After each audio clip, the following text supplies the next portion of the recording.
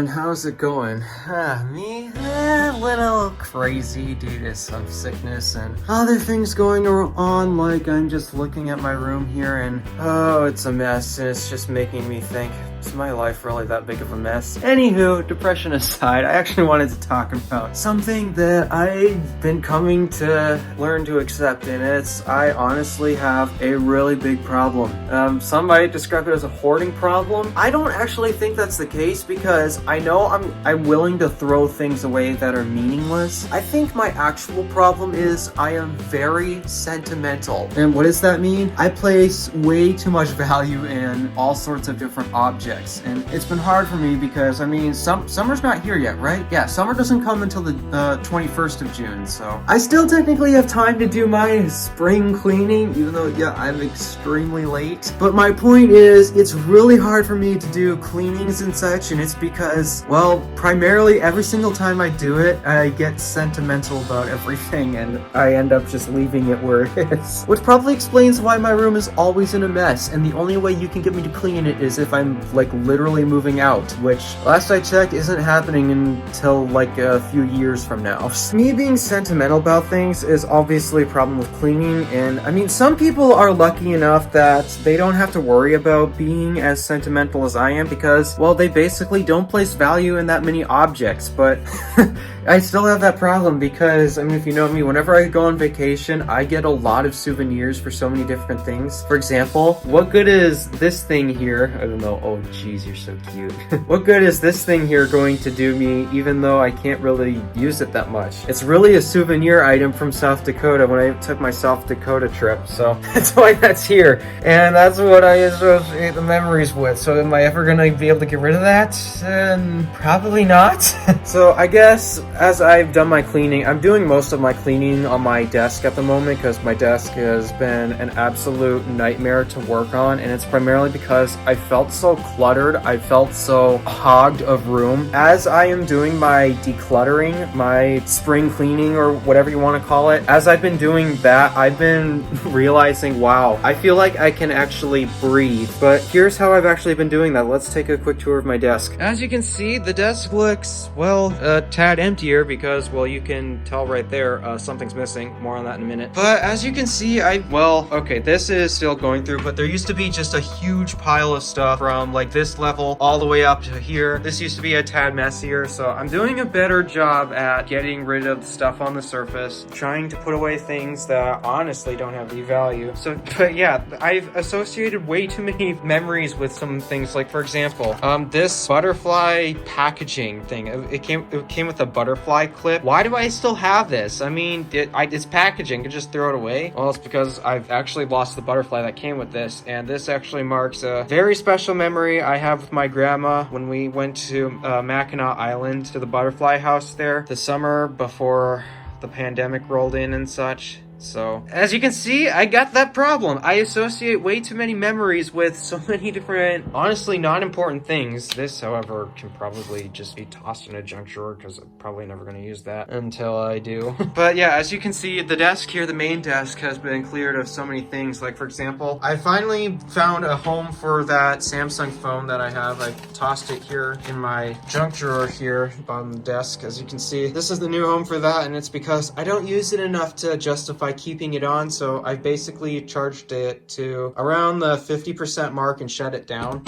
And there goes that. Place that in here. And then I've also gone through all of my other devices and started to put them away. Like, again, more on the iMac in a second. But, like, I've had my iPad sitting here for days and days and days just doing nothing. Every now and then I take a glance at it and like, oh, I might as well charge it. Who knows? I might use it in a couple days or so. And I just haven't been using my iPad primarily because it's an iPad 4. It's so old. I basically can't do anything with it. So I finally removed that from the desk. I've also removed my OG iPad and basically placed them somewhere here in this shelf. As you can see right there, the iPad 4 is just sitting there powered off at 69%, and then the OG iPad still doesn't work, so that's there too. I also put my iPod Touch away in its box. The iPhone 5C's been here as well. Yeah, I've kind of redesigned my little artwork here, so there's that. But oh shoot, the AirTag packaging fell off again.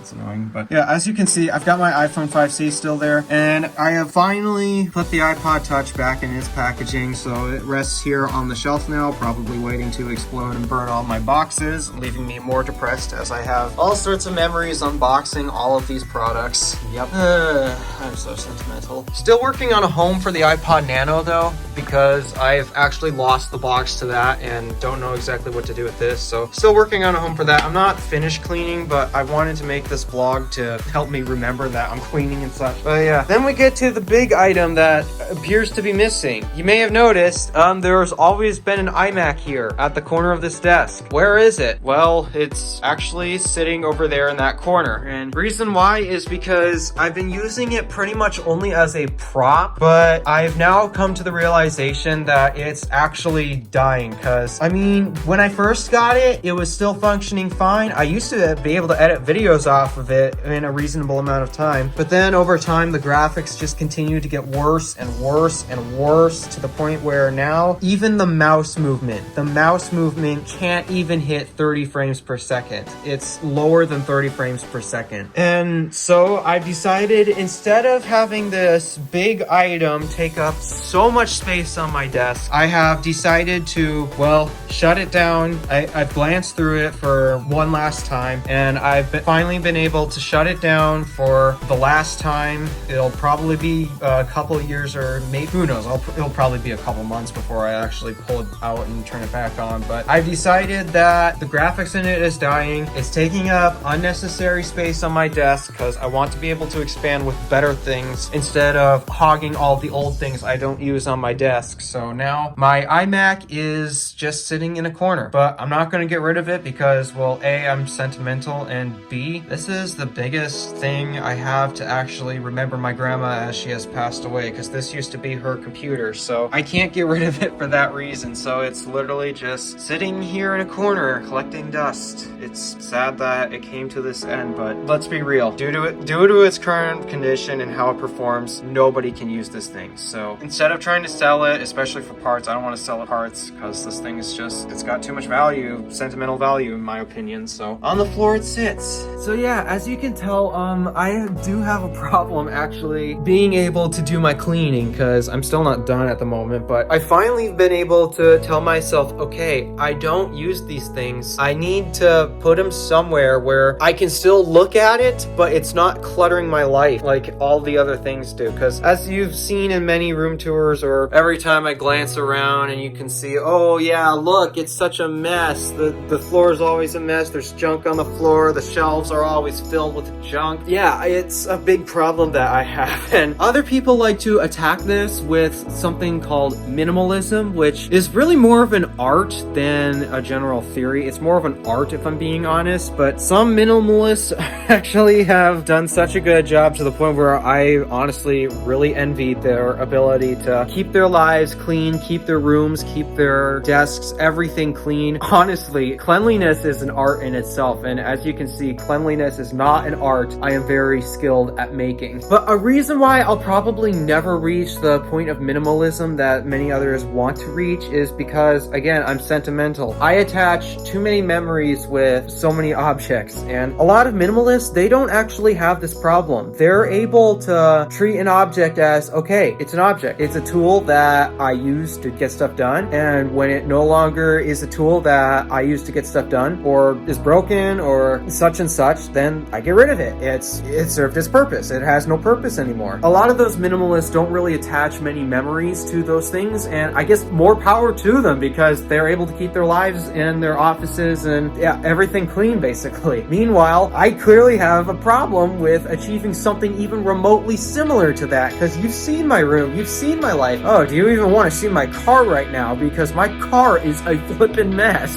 So basically, I'm just trying to vlog that, yeah, I've got a problem with cleanliness. I've got a problem with putting value in objects that honestly don't matter. But I guess some other stories I could tell is other objects that used to be in the family but have gotten rid of. Some people might know this, some might not. I can understand why and why not. This is a thing. But how many of you guys are actually sentimental about the cars you own? And the reason why I'm asking this is because most of us own our cars assuming that they aren't totaled in accidents. Most of us own our cars cars for quite a long time. My family averagely owns our cars for about like 7 years or so before we later get a new vehicle to replace them. It's funny for me to actually look out my window and see all the cars that we have today and compare them to, well, looking out my window how many years ago to see the cars that we had. The earliest cars that I remember my family having is a Chevy Lumina, a red Chevy Lumina my mom used to drive all the time. There was a time where I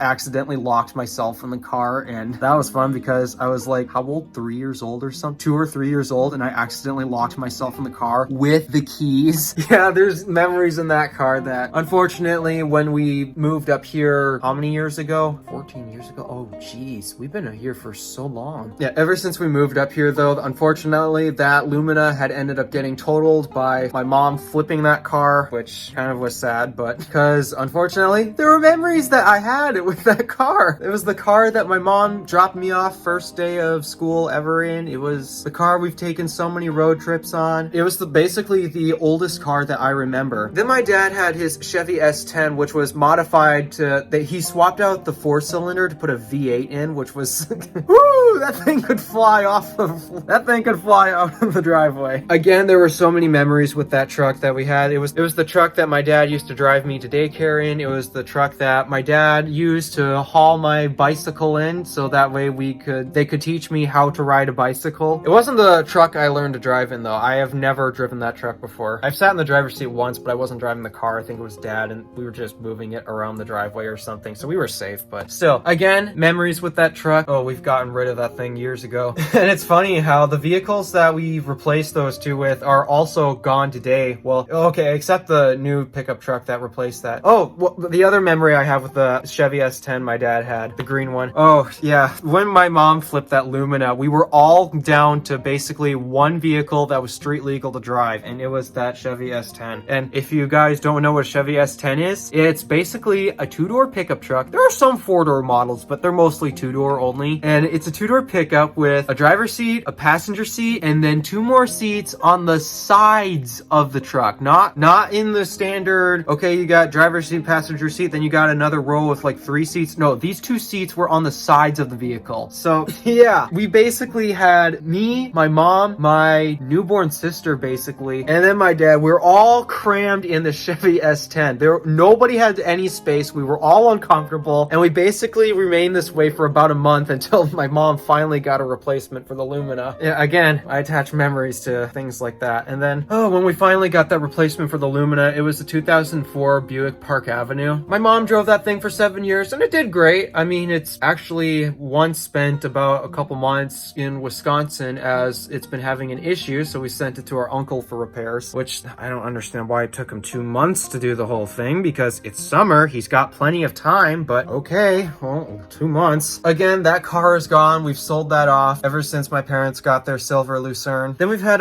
one other car that we used to own, which was a Saturn Ion. It used to be my grandma's car back before my grandparents had gotten SUVs to replace their sedans, but it was basically, it's kind of more of a coupe, the body style we got it in, but it had suicide doors for the 2 rear doors. It was a little 4-seater, though we eventually had to get rid of that thing ever since the family became a family of 5. So a 4-seater car isn't going to seat a family of 5. So unfortunately, we had to get rid of that car. I liked it because I thought the suicide doors were so cool. And the seatbelts were actually mounted in the ceiling. No, not on the seat, not on the pillar like you'd all expect the seatbelts to be. It was mounted in the ceiling. Kind of odd, but I thought it was cool. Then the center gauges, that was the one car I've ever driven with gauges in the center of the car instead of, well, right behind the steering wheel. I did not like that. I find that to be dangerous to drive. So yeah, that car is gone. That was actually replaced with the 7-seater GMC Yukon Denali, the 2004 Denali I filmed for the Random Alpha channel how many years ago. So yeah, I get sentimental about our cars because we keep those things for the longest, therefore we generate more memories with them. I get sentimental about so many other things too, like smartphones, my devices, my iMac, my room.